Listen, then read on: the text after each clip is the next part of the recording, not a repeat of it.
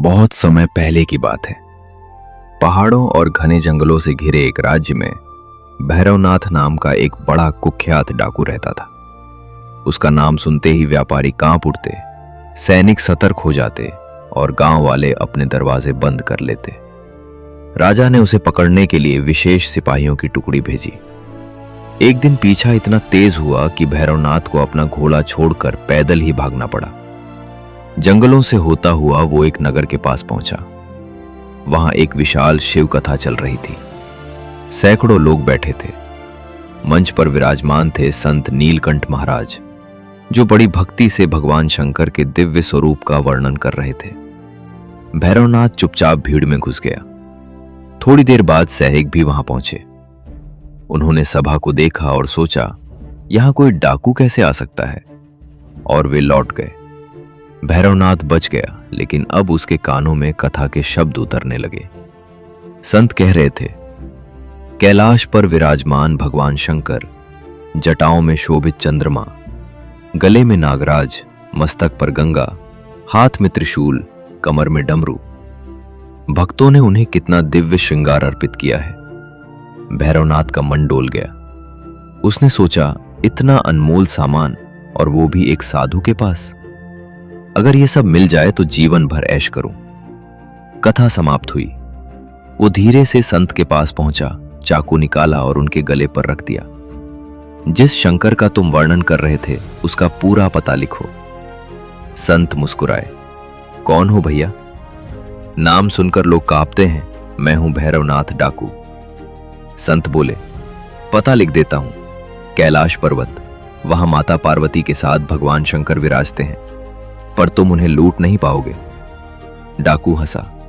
मैंने राजाओं के महल लूटे हैं, एक साधु को क्या नहीं लूटूंगा। कसम खाता हूं, जब तक उसे लूट नहीं लूंगा, एक बूंद पानी भी नहीं पीऊंगा। संत ने गंभीर होकर कहा, ठीक है, ये विभूति और बिल्वपत्र ले जाओ। जब तुम्हारा बस न चले तो इन्हें अर्पित कर देना। भैरवनाथ ने विभूति बांधी और हिमालय की ओर चल पड़ा। खोज की शुरुआत। वो जंगल जंगल भटकता रहा। लोगों से पूछता, शंकर भगवान कहाँ मिलेंगे? कोई कहता हर जगह हैं, कोई कहता मन में खोजो, कोई कहता साधु रूप में विचरते हैं। दिन बीते, भूख लगी, प्यास लगी, पर उसने अपनी कसम याद रखी। एक रात घने जंगल में अकेले बैठकर वो बोला, हे ईश्वर, अगर तू है तो मुझे शंकर से मिला दे। बिना लूटे पानी नहीं पीऊंगा।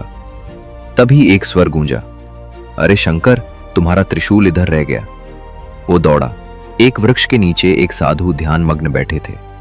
जटाओं में चंद्रमा, गले में सर्प, हाथ में त्रिशूल, कमर में डमरू, ठीक वैसा ही रूप जैसा कथा में सुना था। सामना भैरवनाथ ने चाकू निकाला। भाग जाओ, नहीं तो मार डालूंगा। साधु ने शांत स्वर में कहा, तुम डरते नहीं?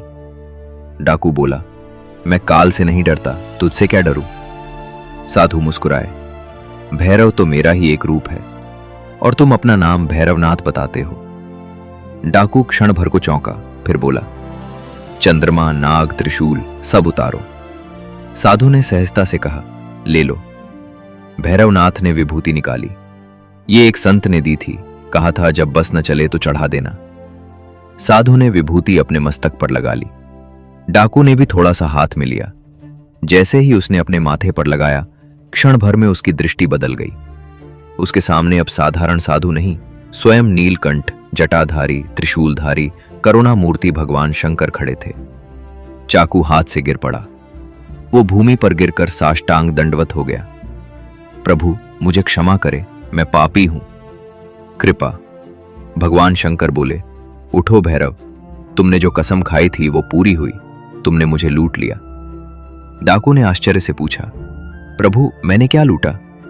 भोलेनाथ बोले, तुमने अपना अहंकार लूटा, अपना लोभ लूटा। जो अपने भीतर के डाकू को जीत ले, वही सच्चा विजेता है। भैरवनाथ की आंखों से आंसू बह निकले। उस दिन के बाद वो जंगलों का डाकू नहीं रहा। वो भैरवनाथ से भैरवदास बन गया, शिव का परम भक्त। उसके माथे की विभूति कभी नहीं उतरी। अब उसका जीवन लूटने में नहीं, लोगों की सेवा और नाम जप में बीतने लगा। कथा का संदेश। जब तक हम नाम जप नहीं करते, भजन नहीं करते, हमारे भीतर का लोभ, क्रोध और अहंकार जीवित रहता है। लेकिन जिस दिन सच्चे मन से भगवान को खोजने निकलते हैं, वो खुद हमें खोज लेते हैं, क्योंकि भोलेनाथ भक्ति के भूखे हैं। जो एक कदम बढ़ाता है, वे 100 कदम बढ़कर मिलते हैं। जय भोलेनाथ।